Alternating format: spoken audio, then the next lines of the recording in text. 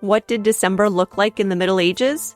Images in medieval manuscripts offer some clues. This page, showing December from the Très Riches Heures de Duc de Berry, or the Very Rich Book of Hours of the Duke of Berry, depicts a boar hunt, considered a dangerous but noble pastime. In the foreground, we see the end of the hunt in a clearing within a dense wooded area. 3 men accompany a group of hunting dogs that attack the boar. Hunting with hounds is called venery, and it could involve different kinds of dogs, such as those we see here.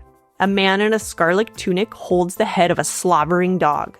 Another man in blue off to the right holds a spear and blows on his hunting horn.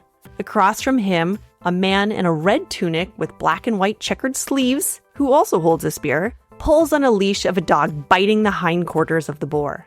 Tree stumps, small rocks, broken branches, and low-lying shrubs fill in some of the otherwise barren ground. Behind them, a forest fills the middle ground. The trees' leaves are golden, a sign of autumn, and signaling the imminent transition to winter. In the background, white structures rise against a brilliant blue sky. These buildings are part of the Château de Vincennes, a royal residence and fortress by the time the scene was painted between 1412 and 1416.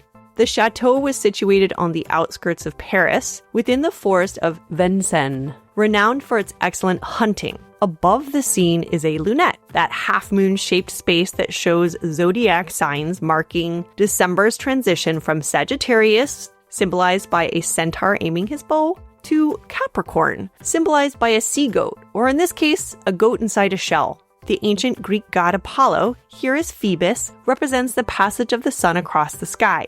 These constellations, along with the sun, were important for tracking time, feast days, and the year's rhythm in the European Middle Ages. This page comes from the Very Rich Book of Hours, which included prayers, psalms, and calendars of saints' feast days. The manuscript was an exceptionally luxurious example, made with costly materials and astonishing detail. It had full pages for each month in the calendar, not just December, and it was commissioned by Jean, Duke of Berry, one of France's wealthiest men and brother to King Charles V. This king was responsible for building much of the castle visible in the painting.